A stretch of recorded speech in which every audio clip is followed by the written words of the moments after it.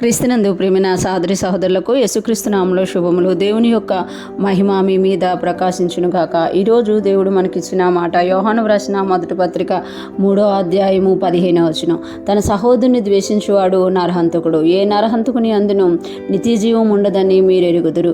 ఈ మాటలు మనం యోహాను రాసిన మొదటి పత్రికలో చూస్తున్నాము. యోహాను గారు ఎక్కువగా దేవుణ్ణి ప్రేమించండి, దేవుడు మనల్ని ఎలా ప్రేమిస్తున్నాడు, మనము దేవుణ్ణి ఎలా ప్రేమించాలి, దేవుణ్ణి ప్రేమిస్తే మనం ఎలా మారుతాం అనే దాని మీద ఎక్కువగా మనకి తెలియచేసినట్టు మనం చూడగలం అనమాట. ఇక్కడ యోహాను గారు చెప్తున్నారు కదా, తన సహోదరుని ద్వేషించువాడు నరహంతకుడు అంట. అంటే నరహంతకుడు అని అంటే ఎవరైనా నరుల్ని చంపేవాడు హంతకుడుగా మారతాడనమాట, నరహంతకుడుగా.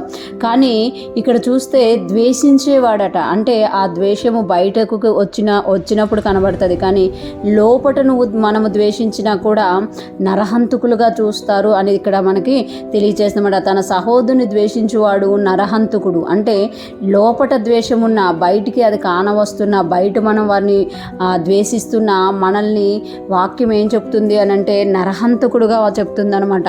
అంటే చంపితే నరహంతకులు కాదు, ద్వేషమే అలాగ పెద్దగా మారి కక్షగా మారి చంపడానికి ప్లాన్లు వేసి చంపుతుంది. అంటే వేరుని ఇక్కడ యోహాను గారు తెలియజేస్తున్నట్టు మనము చూడగలం. ఏ నరహంతకుని అందును నిత్య జీవం ఉండదని మీరు ఎరుగుదురు. ఏ నరహంతకుని అందును నిత్య జీవం ఉండదని మీరు ఎరుగుదురు. అంటే ఒక వ్యక్తిని చంపే వ్యక్తిలో నిత్య జీవం ఉండదట. అంటే జీవం ఉంటుంది. ఆ వ్యక్తి ఒక వ్యక్తికి చంపిన తర్వాత అతడు పోలీసులకు పట్టబడకపోతే పబ్లిక్గా సొసైటీలో మంచిగా తిరుగుతాడు. ఒకవేళ పోలీసులకు పట్టబడితే జైల్లో ఉంటాడు, అతను బతికే ఉంటాడు, జీవం ఉంటుంది, కానీ నిత్య జీవాన్ని కోల్పోతాడంట. ఇక్కడ మనం చూస్తే చంపితేనే, ధర్మశాస్త్ర ప్రకారం అయితే ఒక వ్యక్తి ఇంకొక వ్యక్తిని చంపితేనే అతడు దోషిగా పరిగణిస్తారు. కానీ ఇక్కడ యోహాను గారు ఇంకొంచెం లోతుగా తీసుకెళ్ళి ఏమంటానంటే ద్వేషిస్తేనే నువ్వు నరహంతకు.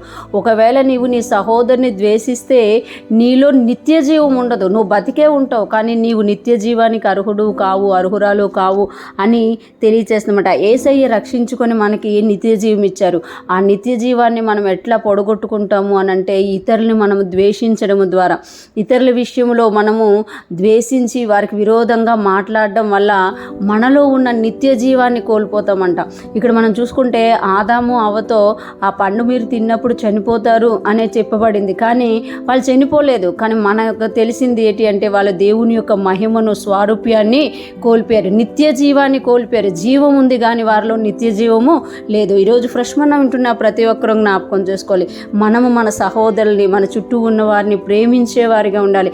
వారికి విరోధంగా మాట్లాడడం, వారికి విరోధంగా ఇతరులకి చెప్పడం, వారికి విరోధంగా మన హృదయాల్లో ద్వేషం ఉంచుకోవడం వల్ల వాళ్ళకి నష్టం జరుగుతుందో లేదో తెలియదు, కానీ మనకి నష్టం జరుగుతుంది. ఆ నష్టం ఏంటి అని అంటే మనము నిత్య జీవాన్ని కోల్పోతున్నాము, నిత్య జీవం మనలో దొంగిలింపబడుతుంది అనేది మనము గుర్తించాలి. ఈరోజు ఫ్రెష్ మనం వింటున్న ప్రతి ఒక్కరూ కూడా మనకి దేవుడిచ్చిన నిత్య జీవాన్ని కాపాడుకుంటూ ప్రతి ఒక్కరిని ప్రేమిస్తూ, ద్వేషించడానికి బదులు ప్రేమిస్తూ, వాళ్ళ కొరకు ప్రార్థిస్తూ, వాళ్ళు ఇంకా మనల్ని ఇబ్బంది పెడుతూ ఉంటే దేవుని కృపను పొందుకొని ముందుకు సాగిపోతూ మనము ఉందుముగాక. దేవుని కృప మనందరికీ తోడై ఉండి నడిపించునుగాక. ఆమేన్.